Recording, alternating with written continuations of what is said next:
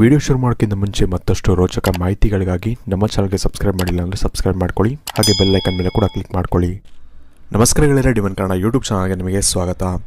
ಗೆಳೆಯರೆ, ಇವತ್ತಿನ ಈ ಒಂದು ವಿಡಿಯೋ ಮುಖಾಂತರ ಕೂಡ ನಿಮಗೆ ಗೇಮ್ನ ಮುಖಾಂತರ ನೀವು ಈ ಒಂದು ಗೇಮ್ನಲ್ಲಿ ಈ 4 ನಂಬರ್ನಲ್ಲಿ ಯಾವ ಒಂದು ನಂಬರ್ನ ಸೆಲೆಕ್ಟ್ ಮಾಡ್ತೀರಾ ಅದರ ಮೇಲೆ, ಅದರ ಒಂದು ಪ್ರಕಾರದಲ್ಲಿ, ಅದರ ಒಂದು ವಿಷಯದಲ್ಲಿ ನಿಮಗೆ ಬರುವಂಥ ಒಂದು ದಿನಗಳಲ್ಲಿ ಯಾವ ಒಂದು ಶುಭ ವಿಚಾರ ಸಿಗುತ್ತೆ ಅಥವಾ ಯಾವ ಒಂದು ಒಳ್ಳೆಯ ಸಂಕೇತಗಳಿದೆ ಎಲ್ಲವನ್ನು ಕೂಡ ನಾನು ಇವತ್ತಿನ ಈ ಒಂದು ವಿಡಿಯೋ ಮುಖಾಂತರ ನಿಮಗೆ ತಿಳಿಸ್ಕೊಡ್ತಾ ಇದ್ದೀನಿ. ಹಾಗಾಗಿ ಆದಷ್ಟು ಈ ಒಂದು ವಿಡಿಯೋನ ನೀವು ಪೂರ್ತಿಯಾಗಿ ನೋಡೋಣ ಮರಿಬೇಡಿ. ಅದಕ್ಕಿಂತ ಮುಂಚೆ ವಿಡಿಯೋಗೆ ಒಂದು ಬಾರಿ ಲೈಕ್ ಮಾಡಿ, ಹಾಗೆ ನಿಮಗೆ ಯಾವ ದೇವರು ಇಷ್ಟ ಅಥವಾ ಯಾವ ದೇವರನ್ನ ನೀವು ತುಂಬ ಪೂಜೆ ಮಾಡ್ತೀರಾ ಆ ಒಂದು ದೇವರ ಒಂದು ಇಷ್ಟವಾದಂಥ ಒಂದು ಮಂತ್ರವನ್ನು ನಮಗೆ ಕಮೆಂಟ್ ಸೆಕ್ಷನಲ್ಲಿ ಕಮೆಂಟ್ ಮಾಡಿ ನಮಗೆ ತಿಳಿಸೋದನ್ನು ನೀವು ಮರಿಬೇಡಿ. ಗೆಳೆಯರೆ, ಮೊದಲು ನೀವೇನು ಮಾಡಬೇಕು ಅಂದರೆ ಯಾವ ಒಂದು ಇಷ್ಟ ದೇವರು, ನಿಮಗೆ ಯಾವುದಾದ್ರು ಒಂದು ದೇವರು ಇಷ್ಟ ಆಗಿರುತ್ತಲ್ಲ ಆ ಒಂದು ದೇವರನ್ನು ಮನಸ್ಸಲ್ಲಿ ಒಂದು ಸತಿ ನೆನೆಸ್ಕೊಂಡು ಈ 4 ನಂಬರ್ನಲ್ಲಿ ಅಂದರೆ 1, 2, 3, 4 ನಂಬರ್ನಲ್ಲಿ ಒಂದು ನಂಬರನ್ನ ಆರಿಸ್ಬೇಕಾಗತ್ತೆ. ನೀವು ಮನಸ್ಸಲ್ಲಿ ನೆನೆಸ್ಕೊಂಡ್ರೆ ನಿಮಗೆ ಒಂದು ನಂಬರು ಹೆಚ್ಚಾಗಿ ಆಕರ್ಷಿತವಾಗಿ ಕಾಣ್ತಾ ಇರುತ್ತೆ. ಆ ಒಂದು ನಂಬರನ್ನ ನೀವು ಆರಿಸ್ಕೊಬೋದು.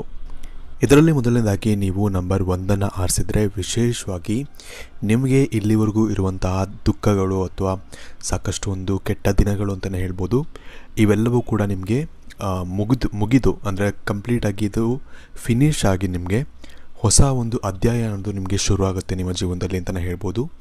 ವಿಶೇಷವಾಗಿ ನೀವು ಯಾವುದಾದ್ರೂ ಒಂದು ಫೀಲ್ಡಲ್ಲಿ ನೀವು ಕೈ ಹಾಕಿದ್ರೂ ಕೂಡ ಈ ಒಂದು ಸಮಯದಲ್ಲಿ ಇನ್ನೊಂದು ಬರುವಂಥ ಒಂದು ತಿಂಗಳಲ್ಲಿ ನಿಮಗೆ ಸಾಕಷ್ಟು ಒಂದು ಒಳ್ಳೆಯ ಒಂದು ವಿಷಯಗಳು ಅಥವಾ ಒಳ್ಳೆಯ ಒಂದು ಸುದ್ದಿಗಳು ನಿಮಗೆ ಬರುತ್ತೆ ಅಂತ ಹೇಳ್ಬೋದು.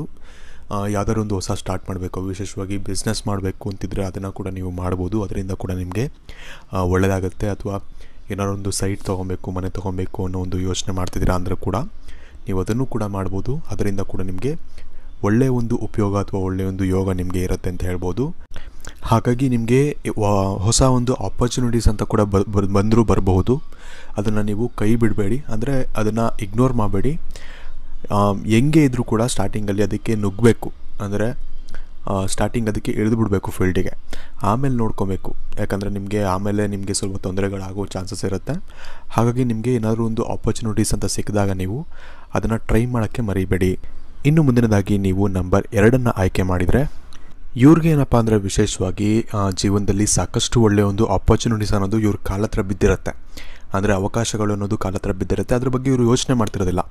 ಅಂದರೆ ಇದನ್ನು ಮಾಡಬೇಕು ಅಂತಾಗಲಿ ಅಥವಾ ಇದರಿಂದ ನಿಮಗೇನಾದರೂ ಒಂದು ಅಂದರೆ ಮಾಡಬೇಕು ಅನ್ನೋ ಒಂದು ಮನಸ್ಸೇ ಬರೋದಿಲ್ಲ. ಈ ಒಂದು ಪ್ರಾಬ್ಲಮ್ ಇವ್ರಿಗೆ ಇರುತ್ತೆ. ಅದು ಯಾಕೆ ಅಂತ ಇವ್ರಿಗೆ ಗೊತ್ತಿರಬೇಕು. ಬಟ್ ಆದರೆ ನಿಮಗೆ ಆಪರ್ಚುನಿಟೀಸ್ ಅಂತ ಇದೆ, ನಿಮಗೆ ಆಲ್ಮೋಸ್ಟ್ ನಿಮಗೆ ಆಪರ್ಚುನಿಟೀಸ್ ಇದೆ. ಹಾಗಾಗಿ ಆ ಒಂದು ಆಪರ್ಚುನಿಟೀಸ್ನ ಯೂಸ್ ಮಾಡಿಕೊಂಡು ನೀವು ಒಳ್ಳೆ ಕೆಲಸಗಳನ್ನ ಮಾಡಿಕೊಂಡು ನೀವು ಮುಂದೆ ವರಿಬೋದು. ಅದರಿಂದ ನಿಮಗೆ ಒಳ್ಳೆಯದಾಗುತ್ತೆ ಅಂತಲೇ ಹೇಳ್ಬೋದು. ಅದಷ್ಟೇ ಅಲ್ಲ, ನಿಮಗೆ ಯಾವುದಾದ್ರು ಒಂದು ಕೆಲಸಗಳಾಗಲಿ ಅಥವಾ ನಿಮಗೆ ನಿಮ್ಮ ಪಾರ್ಟ್ನರ್ ವಿಷಯದಲ್ಲಾದರೂ ಆಗಲಿ ಏನೋ ನಿಮ್ಮಿಬ್ಬರ ಮಧ್ಯೆ ಏನೋ ಜಗಳ ಆಗಿ ಅವರೇನೋ ಮಾತಾಡ್ತಿಲ್ಲ ಅಂದರೆ ನೀವೇ ಮಾತಾಡ್ಸೋಕ್ಕೆ ಹೋಗಬೇಕಾಗತ್ತೆ. ಅವರೇ ಮಾತಾಡ್ಸ್ಲಿಂದ ಕಾಯೋಕ್ಕೆ ಹೋಗಬೇಡಿ, ಅದು ನಿಮಗೆ ಆಗೋದಿಲ್ಲ.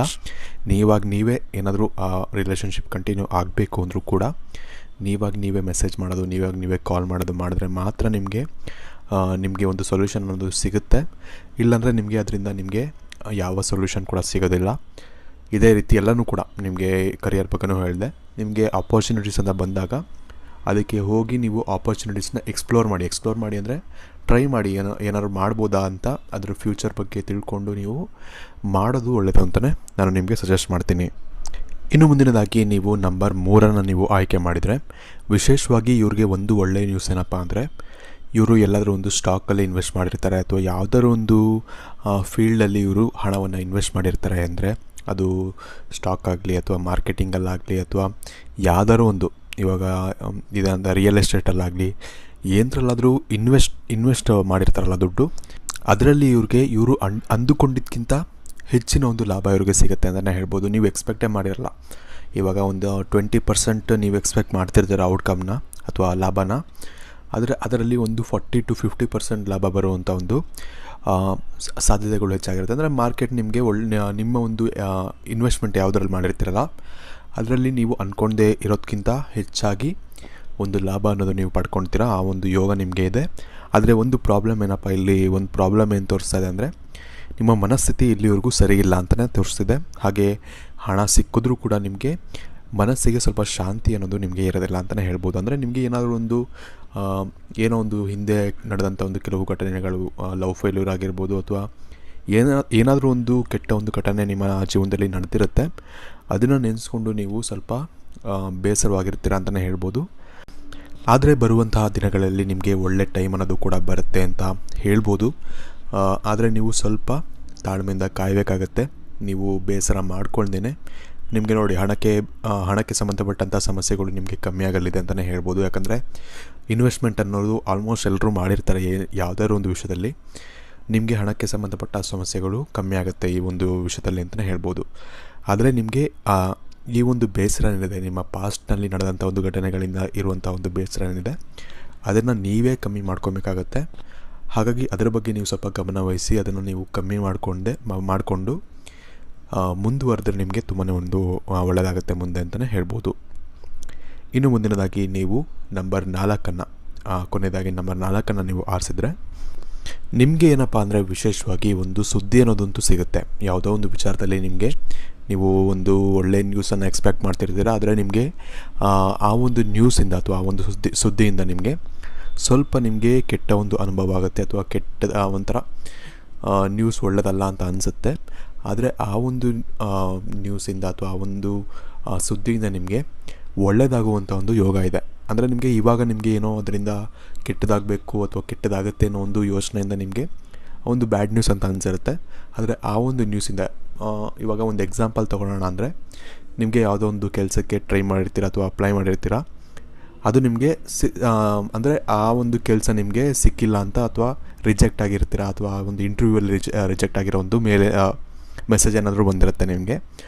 ಆದರೆ ಬರುವಂಥ ದಿನಗಳಲ್ಲಿ, ಇನ್ನು ಕೆಲವು ದಿನಗಳಲ್ಲಿ ಬೇರೆ ಅದಕ್ಕಿಂತ ಹೆಚ್ಚಿನ ಒಂದು ಸ್ಯಾಲ್ರಿ ಇರೋವಂಥ ಒಂದು ಕೆಲಸ ಆಗಲಿ, ಅಥವಾ ಅದಕ್ಕಿಂತ ಹೆಚ್ಚು ಚೆನ್ನಾಗಿರೋವಂಥ ಒಂದು ಕೆಲಸ ಆಗಲಿ ನಿಮಗೆ ಸಿಗುವಂಥ ಒಂದು ಸಾಧ್ಯತೆ ಅಥವಾ ಸಿಗುವಂಥ ಒಂದು ಯೋಗ ನಿಮಗೆ ಇರುತ್ತೆ. ಈ ರೀತಿ ಎಲ್ಲನೂ ತೊಗೊಬೋದು. ಅಂದರೆ ಬೇರೆ ವಿಚಾರದಲ್ಲೂ ಕೂಡ ನೀವು ಇದನ್ನು ಎಕ್ಸಾಂಪಲ್ ಆಗಿ ಇಟ್ಕೊಬೋದು. ಈ ರೀತಿಯಾದಂಥ ಒಂದು ಒಳ್ಳೆಯ ಒಂದು ಯೋಗ ನಿಮಗೆ ಇದೆ ಅಂತಲೇ ಹೇಳ್ಬೋದು. ಹಾಗಾಗಿ ನೀವು ಟ್ರೈ ಮಾಡ್ತಾ ಇರಬೇಕಾಗತ್ತೆ.